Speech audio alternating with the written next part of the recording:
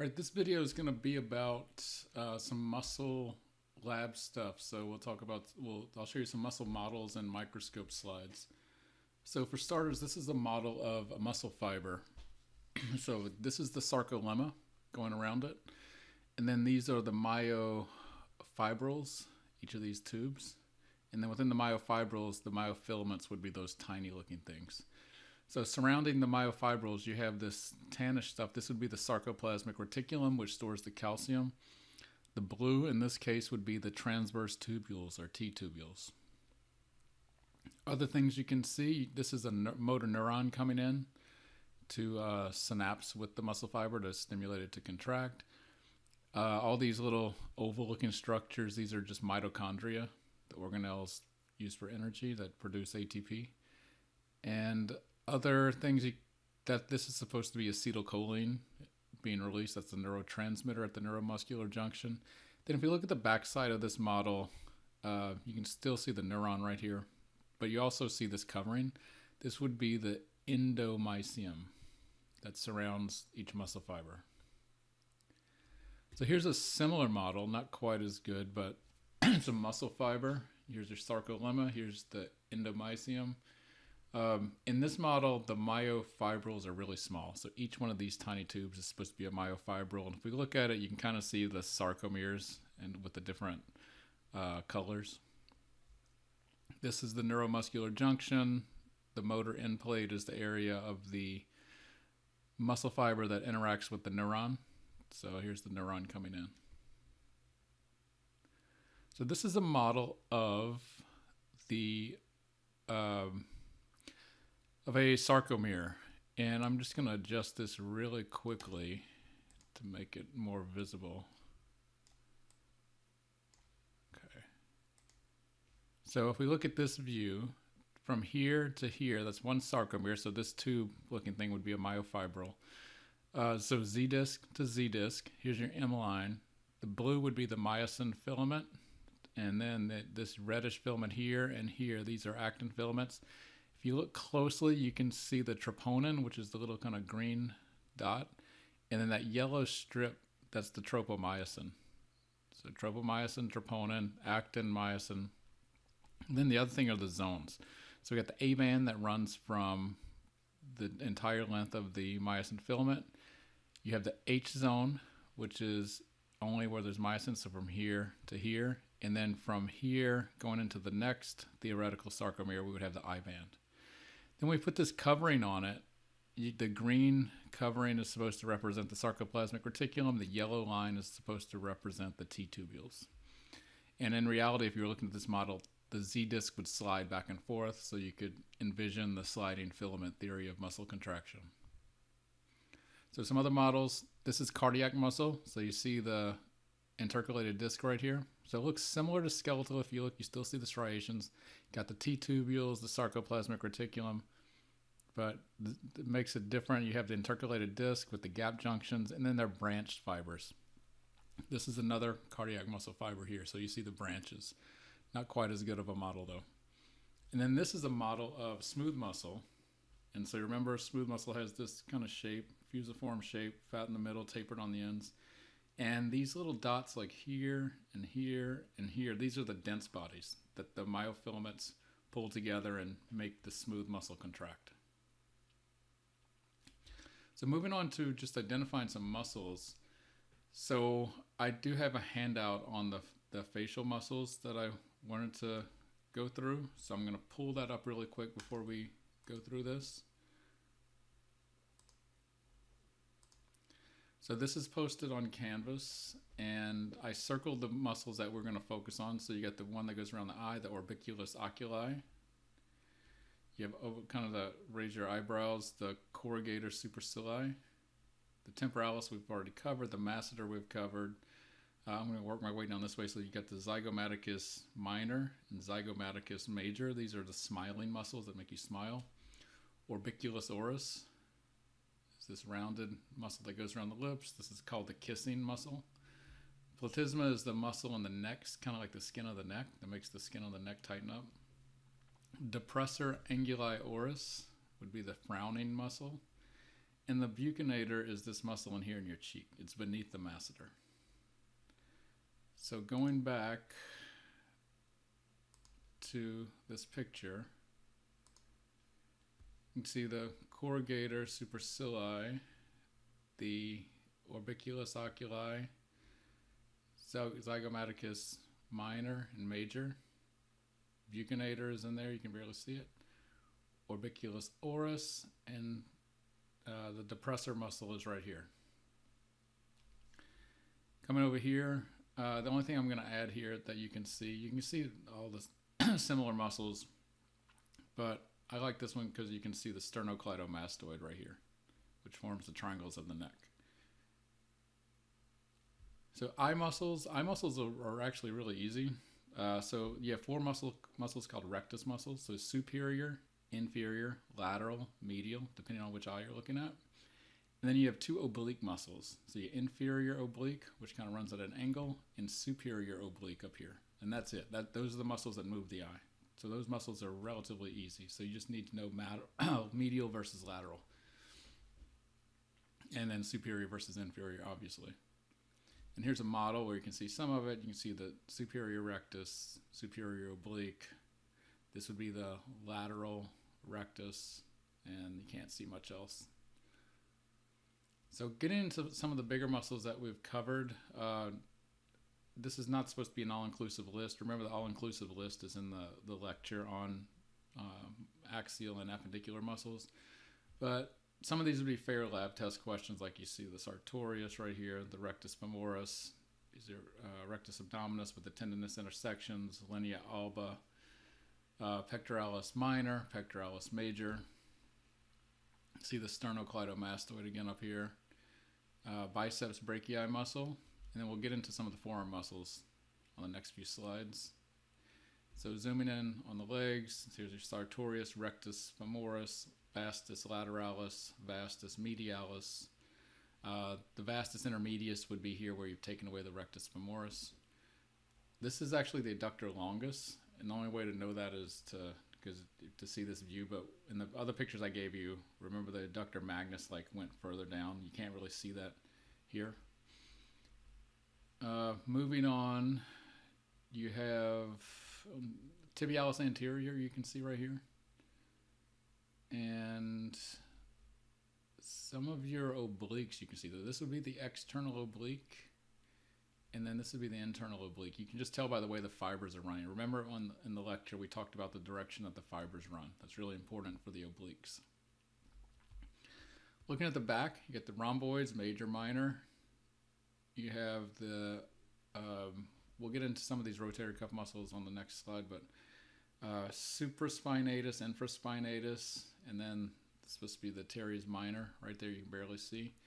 Trapezius, this big triangular one. Latissimus dorsi is this big one, a big back muscle. And then obviously the deltoid right here on the shoulder. If we come over here, oh, I think there was one I wanted to show you over here also. I just wanted to point out here, you can also see the serratus anterior. I didn't point that one out. Okay, back of the leg, you got your biceps femoris, which goes to the lateral side.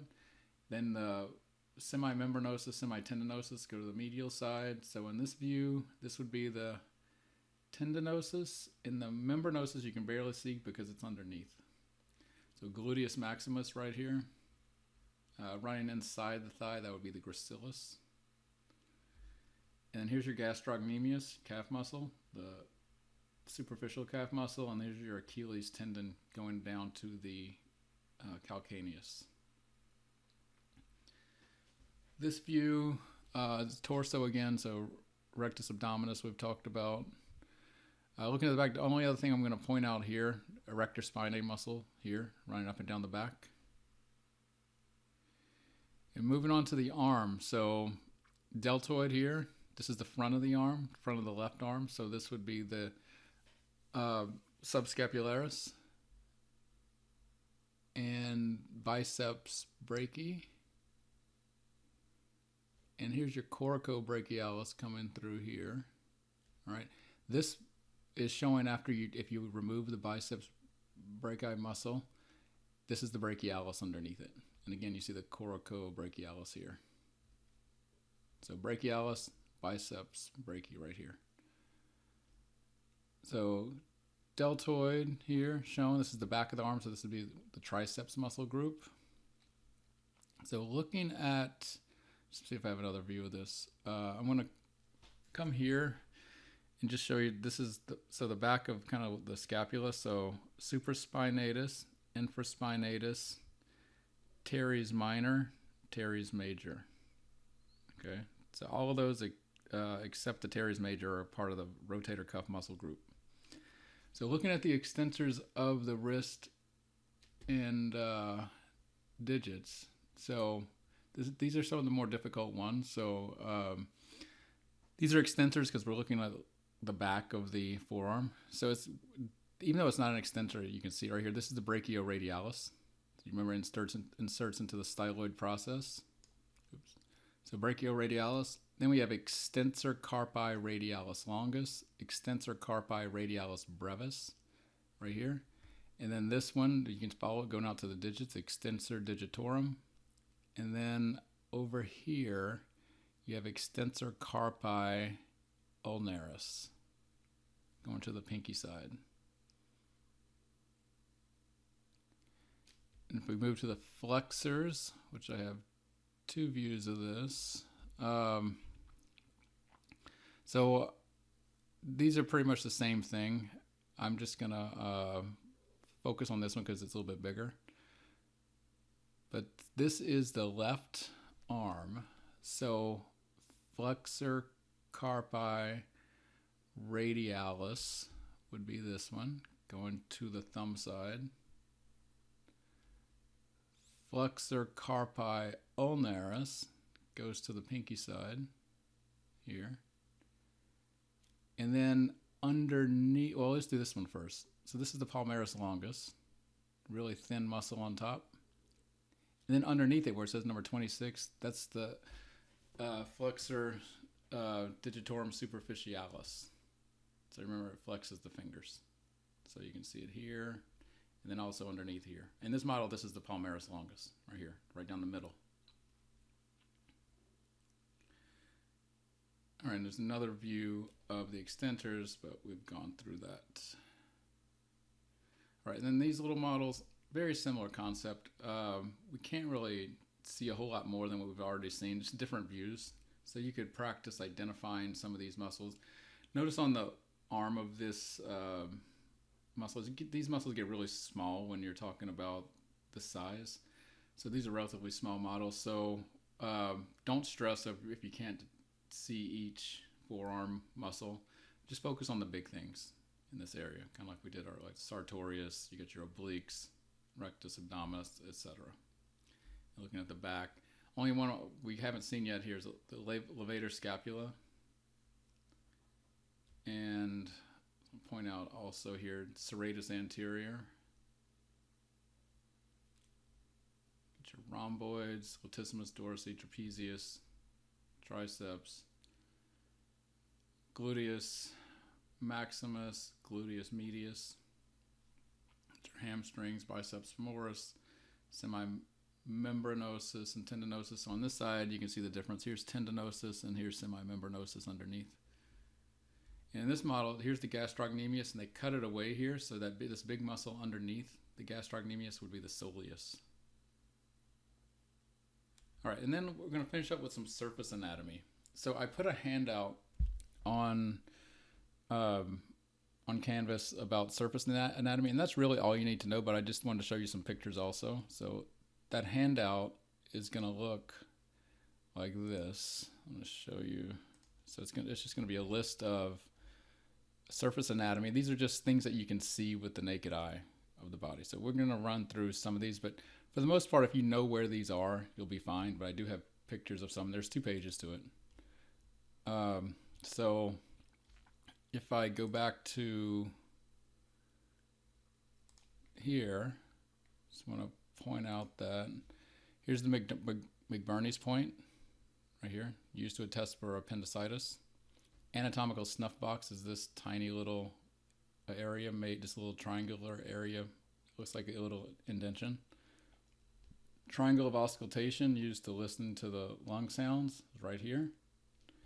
Antecubital fossa used commonly to take put a stethoscope to take blood pressure. It's front of the elbow. The median bicipital furrow or groove is this groove between the biceps and triceps. And then the gluteal, I have a couple of slides actually that show this, but this is the supracrystalline. If you kind of made an imaginary line across your iliac crest and your back, and they're showing it here, they're not calling it that, but we'll call it the supracrystalline. And then the gluteal fold is kind of at the bottom of the butt, and the natal cleft is between the butt, so between like the gluteus maximus muscles. Triangles of the neck formed by the sternocleidomastoid. And then they mentioned a ventrogluteal injection point, so it's formed in this little triangle on the side of the hip. And lastly, the femoral triangle on either sides of the groin area. So I'm going to finish up with some microscope slides. So this is skeletal muscle. You've seen it before. This is also skeletal muscle. It's just showing neuromuscular junction. Same thing here. If you look here, like those kind of rounded areas, that's basically the neuromuscular junction where you got a motor neuron coming in and it's synapsing with a skeletal muscle fiber. So this is cardiac muscle, should be striated. You can't really see a whole lot of striations there, but you see some. And then these dark lines again would be the intercalated disc. And I'm giving you another view of smooth muscle this time, just to show what, because previously we saw teased smooth muscle, and now you're just seeing what it looks like when all the cells are together. So this is kind of what it would look like if you're looking at the intestines or any organ that has a significant amount of smooth muscle.